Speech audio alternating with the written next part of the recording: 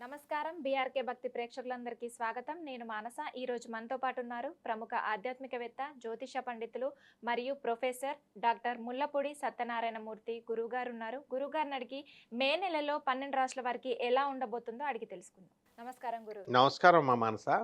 గురువుగారు, మే నెలలో కన్యా రాశి వారికి ఎలా ఉండబోతుంది? కన్యారాశి వాళ్ళు బ్రహ్మాండంగా ఉందమ్మా. కన్యారాశులతో పెట్టుకోకూడదమ్మా. కన్యారాశి వాళ్ళు సూపర్. వాళ్ళు బాలేదంటే మనల్ని తిడతారమ్మా. అంత బాగుందనమాట కన్యారాశి. భాగ్యంలో ఉన్నటువంటి గురుడు మే 14, 2025 సంవత్సరం తర్వాత రాజ్య స్థితిగతుడవుతున్నాడు. కాబట్టి వ్యాపారాలు చేసేటటువంటి వాళ్ళు, కిరాణా, తర్వాత బట్టల షాపులు, హోటళ్ళు, ఇలాంటి అన్ని రకాల బిజినెస్లు, ఆటోమొబైల్స్ ఇలాంటి చేసేటటువంటి వాళ్ళ పరిస్థితి అంతా కూడా బాగుంటుంది. అయితే సప్తమ స్థితిగతుడైనటువంటి శనిగ్రహం కళత్రపుత్ర శత్రుత్వ కారణాయ నమః అని అన్నారు. కాబట్టి ఈ యొక్క రాశి వారికి సప్తమ స్థితిగతుడైనటువంటి ఈ యొక్క శనిగ్రహము, శని కళత్రపుత్ర శత్రుత్వ కారణాయ నమః అని అన్నారు. అందువల్ల భార్యాభర్తలతో కానీ, జీవిత భాగస్వాములతో కానీ వీళ్ళు గొడవలు పెట్టుకోకుండా ఉండాలన్నమాట. ఆర్గ్యుమెంట్స్ అవన్నీ కూడా పెట్టుకోకుండా ఉండాలి. పిల్లలు కూడా వీళ్ళు ఆర్గ్యుమెంటేషన్ ఎక్కువ తగ్గించుకోవాలా ఆ శక్తుల్ని. ఆ తర్వాత ఈ కన్యా రాశి వారికి ఆదాయ వ్యయాలు లాస్ట్ నెలతో పోల్చుకుంటే బాగా ఉంటాయన్నమాట. ముందుకు వెళ్తారు వీళ్ళు. అలాగే ఉద్యోగాలు, గురుగారు నాకు ఉద్యోగం రావట్లేదండి రావట్లేదండి రావట్లేదండి 4 సంవత్సరాల నుంచి ఒక అమ్మాయి నన్ను అడుగుతూ ఉంటుంది అనమాట. అటువంటి అమ్మాయి అసలు ఫస్ట్ ఒక అప్లికేషన్ కూడా పెట్టలేదు ఏ కంపెనీలోనో. ఇలా పెట్టింది అలా వచ్చేసింది. కాబట్టి కన్యా రాశి వాళ్ళందరికీ కూడా బాగుంది. కాకపోతే భార్యాభర్తల మధ్య అనురాగం అనేటటువంటిది తగ్గుతుంది. ఈగోస్కి వెళ్ళిపోతారు. కోర్టు గొడవల్లో వీళ్ళు, పోలీస్ స్టేషన్ గొడవలు అనేటటువంటి వీళ్ళు పెట్టుకుంటారు. ఒక భార్య ఒక దేశంలో ఉంటే భర్త ఒక దేశంలో ఉండడం కానీ, భార్య ఒక రాష్ట్రంలో ఉంటే భర్త ఒక రాష్ట్రంలో ఉండడం కానీ, ఒకే ఊర్లో ఉంటే వేరే వేరే ఇళ్లల్లో వేరే వేరే ఇళ్లల్లో ఉండడము, ఒకే ఇళ్లలో ఉంటే వేరే వేరే గదుల్లో ఉండడం, వాట్సాప్ మెసేజ్ల్లో టీ పట్రా కాఫీ పట్రా అని పెట్టుకోవడం, ఈ విధంగా చిన్న చిన్న కొట్లాట్లు అనేటటువంటి కన్యారాశికి జరుగుతున్నాయి. దీనికి ఇద్దరు కూడా సామరస్య భావనతో మనం పరిష్కారం చేసుకోవాల్సినటువంటి అవసరం ఉంది. అయితే ఈ కన్యారాశి వారికి ఇదంతా ఎందుకురా బాబు, ఈ గోలంతా కూడా సన్యాసం తీసేసుకుంటే బాగుంటుంది, రామయోగుల గారు లాగా అయిపోతే బాగుంటుంది అని చెప్పేసి వాళ్ళకి ఆలోచనలు వస్తాయి. ఇప్పుడు మనం ఖుషి సినిమా చూసావా? ఖుషి సినిమాలో పవన్ కళ్యాణ్ బక్కగా ఉన్నవాడిని కొట్టడానికి వెళ్తాడు, హీరోయిన్ నడిపిస్తుందని. అంటే వాడేమంటాడు విలను, తెరకు జయాంటి మాలూమ్ హై అంటాడు. అంటే ఎవరో జయాంటి అంటే ఎవరో, జయాంటి మాలూమ్ హై అంటాడు. అంటే సీఎం జయలలిత మా గురువు. అలాగే తెరకు లాలు అంకుల్ మాలూమ్ హై అంటాడు. లాలు అంకుల్ అంటే లాలు ప్రసాద్ అంకుల్.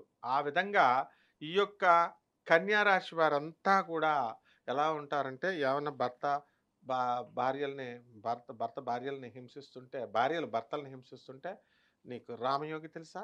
మాణికేశ్వరి మత్ శిష్యుడు. ఆయన ఆశ్రమంలాగా నేను కూడా వెళ్ళిపోయి ఆశ్రమం పెట్టేసుకుంటా, సన్యాసం తీసేసుకుంటా అంటారనమాట. అంటే Ramayogi is a role model సన్యాసం తీసేసుకోవడానికి. కాబట్టి ఆ విధంగా కన్యా రాశి వాళ్ళంతా కూడా బ్రహ్మాండంగా ఉంటారమ్మా. ఒక్క భార్యాభర్తల గొడవలు తప్ప ఆదాయం, డబ్బులు, వ్యాపారాలు పుష్కలంగా ఉంటాయమ్మా. ఇంకేం కావాలా కన్యారాశి వాళ్ళకి చెప్పు. విద్యార్థులు తెగ చదివి పడేస్తారు. సరస్వతి పూనేసిందా అన్నట్టు తెగ చదువుతారు. కాబట్టి ఏమీ ప్రాబ్లం లేదమ్మా.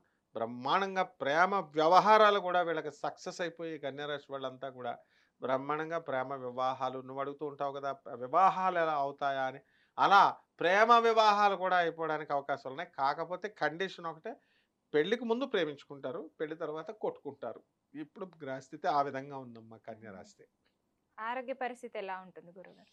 నరాల weakness, shake body. Prabhudeva dance వేస్తాడు చూడు, అలా అంత షేక్ లాగా వీళ్ళకి నడువు నొప్పులు, నడువు అలా అలా అలా అయిపోతుంది. నడువు మనం నొప్పులు. తినే ఫుడ్ అలాగే ఉంటుంది. అది వీళ్ళు న్యూట్రిషన్ ఫుడ్ తినరు. బర్గర్లు, పిజ్జాలు తింటే ఏమవుద్దమ్మా, నడుములో బలం తగ్గిపోద్ది. అండ్ పాపం ఆడవాళ్ళకి డెలివరీ అప్పుడు నడుముకి ఈ ఇంజెక్షన్ చేస్తారు అవును. కాబట్టి వీళ్ళకి నడుముకు సంబంధించి, వెర్టిబ్రల్ కాలమ్కి సంబంధించి, మోకాళ్ళ నొప్పులకి ఈ వ్యాధులు తప్ప మిగతా అంత ఆరోగ్యం అంతా బ్రహ్మాండంగా ఉంటుందమ్మా కన్యా రాశి వాళ్ళకి. ఓకే. ఈ రాశి వాళ్ళు ఎలాంటి పరిహారం చేసుకుంటే ఇంకా బాగా జరుగుతుందంటారు గురువు? కన్యా రాశి వాళ్ళకి ఇప్పుడు కొంచెం చాదస్తం బాగా పెరిగిపోద్ది. మే హ్మ్. 29వ తేదీ తర్వాత ఫారెన్ వెళ్ళిపోతారు. హ్మ్. పబ్స్, రెస్టారెంట్స్‌కి వెళ్ళేటటువంటి కొంతమంది ఉంటారు. హ్మ్. వాళ్ళు ఇప్పుడు దేవాలయాల చుట్టూ తిరుగుతా ఉంటారనమాట. అంటే కేతువు యొక్క ప్రభావం. హ్మ్. అలాగే మనకి వీళ్ళకి మెయిన్‌గా ఏంటంటే రాహువు, శని బాగుండలేదు. కాబట్టి ఏదో ఒక గ్రహాన్ని మనం పాసిఫై చేసుకోవాలి. కాబట్టి శని జపం చేసుకోండి. శని స్తోత్రాలు చదువుకోండి. శనికి కిలోంపావు నల్ల నువ్వుల్ని, నల్లని వస్త్రాన్ని పేద బ్రాహ్మణులకి శనివారం నాడు ఉదయం 8 గంటలకు దానం చేసుకోండి. రావి చెట్టుని సెలెక్ట్ చేసుకోండి. ఆ రావి చెట్టు చుట్టూ నీళ్లు పోస్తూ చక్కగా రావి చెట్టుకి మనం చక్కగా ప్రదక్షిణలు చేస్తూ ఓం శనేశ్వరాయ నమః అంటూ మహామంత్రంతో 108 సార్లు చేసుకోవాలి. అలాగే నవగ్రహాల చుట్టూ ప్రదక్షిణలు చేయాలి. ముఖ్యంగా ఈ యొక్క శని ఎప్పుడు సంతోషిస్తాడంటే వికలాంగులకి, పేదవారికి దానాలు చేస్తే మాత్రమే మీకు సంతోషిస్తాడు. అంతేగాని నువ్వు దేవాలయాలకెళ్ళి పంతులు గారు చెప్పారని 2,00,000, 4,00,000 పెట్టి హోమాలు ఇవన్నీ చేయించుకున్నా కూడా నీకు ఏ విధమైనటువంటి ఫలితము ఇవ్వడు. ఎందువలనంటే శని జగద్గురువు. ఆ జగద్గురువు యొక్క అనుగ్రహంతో గురువు యొక్క అనుగ్రహం ఉంటేనే కర్మలు తీసేస్తాడు. కాబట్టి కర్మలు పోతేనే మనకి యోగం పుడుతుంది. కాబట్టి ఫలితం ఎన్ని యాగాలు చేసినా, ఎన్ని హోమాలు చేసినా ఫలితం ఇచ్చేది దేవుడు కాదు, గురువు అంటే శనీశ్వరుడు. కాబట్టి ఆయన సంతోషించేదెప్పుడు నువ్వు పేదోళ్ళకి ఖర్చు పెట్టేయాలా, వికలాంగులకు ఖర్చు పెట్టేయాలా. ఇదే మన ధర్మశాస్త్రం కూడా చెప్తుంది. నీకు ఉద్యోగం ఉన్నా లేకపోయినా మాకు అనవసరం. నువ్వు మాత్రం 10% ఖర్చు పెట్టాలి. ఇలా చేసుకుంటే సరిపోతుందమ్మా. ఓకే గురుగారు. కన్యా రాశి వారి గురించి, వాళ్ళు చేసుకోవాల్సిన పరిహారం గురించి చాలా చక్కగా వివరించారు. ధన్యవాదాలు. ధన్యవాదాలు.